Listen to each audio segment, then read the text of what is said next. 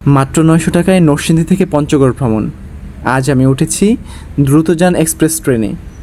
আপনাদেরকে ঘুরে দেখাবো পঞ্চগড়ের রক্স মিউজিয়াম এবং জানালার বাইরের অসাধারণ সুন্দর প্রকৃতি।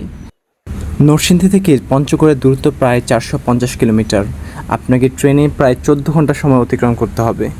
এতটুকু ট্রেন জার্নির পরে আপনি কী খাবেন, কোথায় ঘুরবেন, সেগুলো আসলে অনেক গুরুত্বপূর্ণ বিষয় হয়ে দাঁড়ায়। তো চলুন আর সময় না বাড়িয়ে আমাদের ব্লগটি শুরু করা যাক। আসসালামু আলাইকুম। একটা বড় কাজের ছোট শুরু। এখন যাচ্ছি জীবনে প্রথমবারের মতো পঞ্চগ্রামে। আমি নিজেও জানি না কি দেখতে চলেছি, তাই আপনাদেরকে সাথে নিয়ে একসাথে দেখব। চলুন জার্নিটি শুরু করা যাক। ঘড়িতে সময় ৪:২১। ব্যাগ গুছিয়ে রওনা দিলাম নরসিংদীর উদ্দেশ্যে। সেখানে আমি আমার ফুফাতো ভাই এবং তার কিছু কলিগের সাথে একসাথে মিলিত হব।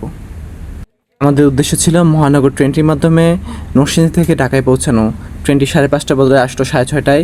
উপচে পড়া ভিড়ের মধ্যে দাঁড়িয়ে দাঁড়িয়ে আমরা ঢাকা পৌঁছালাম। ঘড়িতে সময় ৮:৪৫। এই মুহূর্তে আমরা ট্রেনে উঠতে যাচ্ছি। এই যে এটা হচ্ছে আমাদের সেই দ্রুতযান এক্সপ্রেস। এই বুঝি ট্রেন ছেলে দূরে, চোখে মুখে এক অস্থির আতঙ্ক। না জানি ট্রেনটাতে নাই উঠতে পারি। যাই হোক উঠে গেছি আলহামদুলিল্লাহ। উঠে যাওয়ার পরে দেখলাম যে ট্রেনের মধ্যে মারাত্মক ভিড় এবং আমরা পঞ্চগড় এক্সপ্রেসে আমরা ৮:৪৫-এ কমলাপুর থেকে রওনা দিয়েছি। আমাদের টিকিট মূল্য ছিল ৭৫০ টাকা। টিকিট অনুযায়ী আমাদের সিটগুলো এত বেশি সুন্দর মনে হয় নাই, আর কম্পার্টমেন্টটা কিন্তু এত ক্লিনও মনে হতো।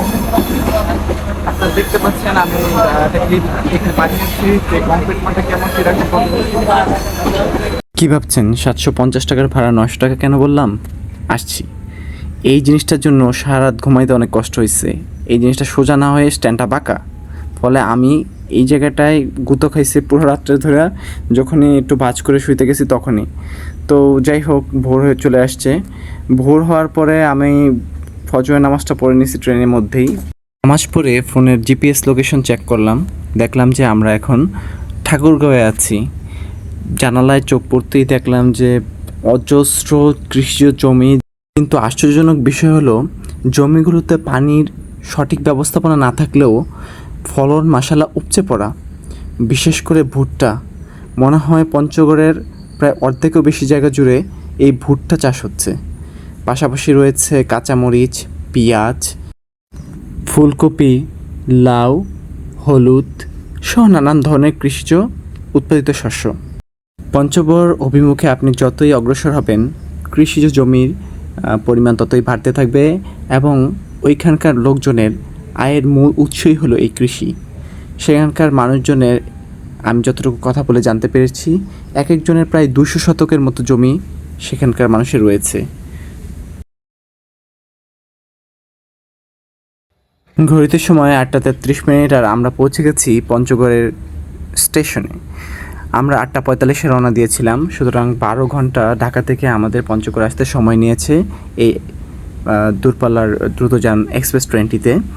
নামার পরে যে নান্দনিক দৃশ্য আপনারা স্টেশনটি দেখতে পাচ্ছেন ভীষণই চমৎকার, খুবই সুন্দর।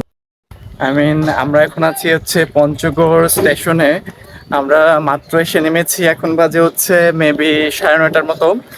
তো ঢাকার লং জার্নি শেষে আমরা ফাইনালি স্টেশনে এসে পৌঁছেছি এবং প্ল্যাটফর্মটা দেখেন কত সুন্দর।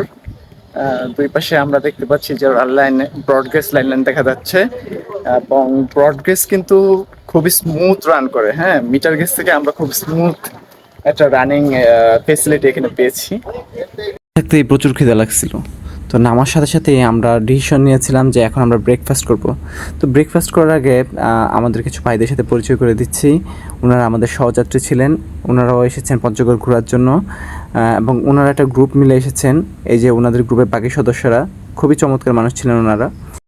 তো আমরা স্টেশনে পঞ্চগড় লেখাটিতে এখন ছবি তুলতে যাব। এখন আমার একদম ডান পাশে আছেন আমাদের একজন শিক্ষক। স্যার, আপনার পরিচয়টা দেন। এই যে আমার ভাই নাদিম। এই যে সাব্বির।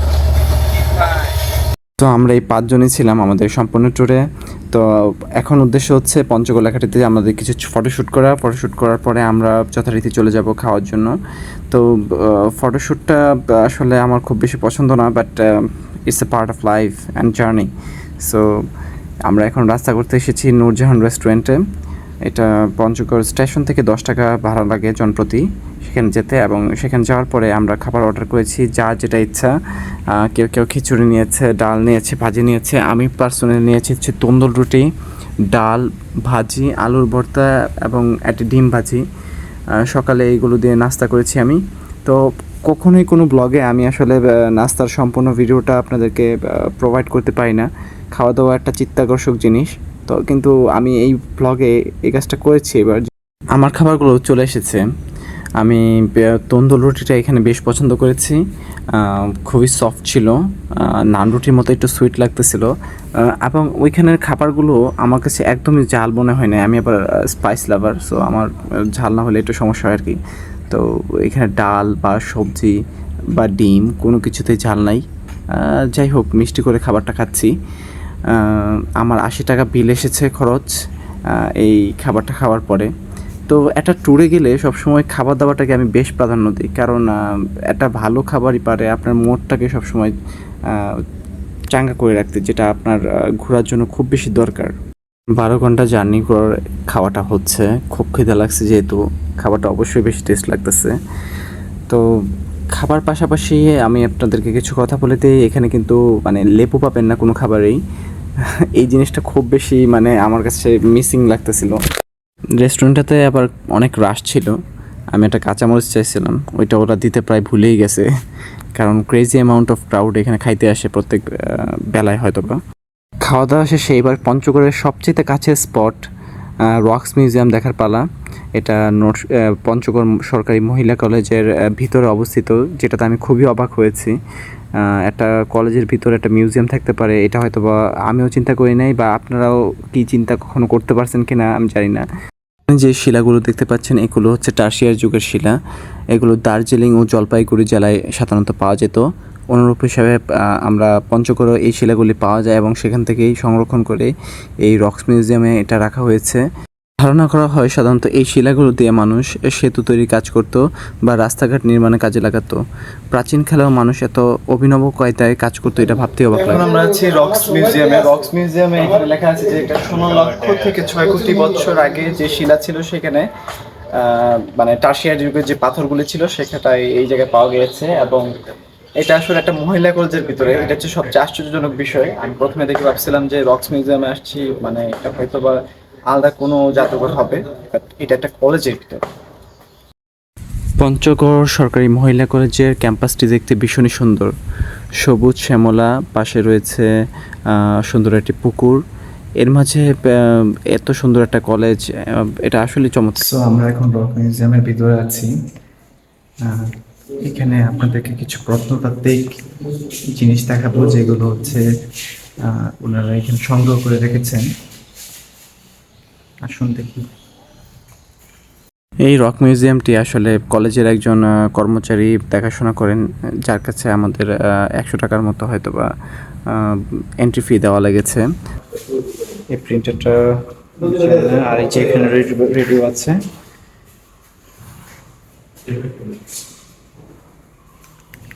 আর এখানে যে নৌকাটি আছে সেই নৌকাটি হচ্ছে প্রায় 200 থেকে 300 বছর পুরনো। এই নৌকাটি 1996 সালে ওনারা উদ্ধার করেছেন। নৌকাটি একটি শাল গাছকে কেটে বানানো হয়েছে। এটা দিয়ে সাধারণত আদিবাসীরা প্রশান্ত মহাসাগরের দ্বীপপুঞ্জে যাতায়াত করত। এটা করতোয়া নদীর তলদেশ থেকে এই মিউজিয়াম কর্তৃপক্ষ আবিষ্কার করেছেন। মিউজিয়ামটি ঘুরে দেখলে এতে বেশ কিছু আসবাবপত্র আপনারা দেখতে পাবেন, বিভিন্ন বাসন কোসন, এই যে লোটা, তারপরে বিভিন্ন ধরনের পাথর, শিলার বিভিন্ন অংশ, এছাড়াও বিভিন্ন কৃষি যন্ত্রপাতি এখানে সংরক্ষিত রয়েছে।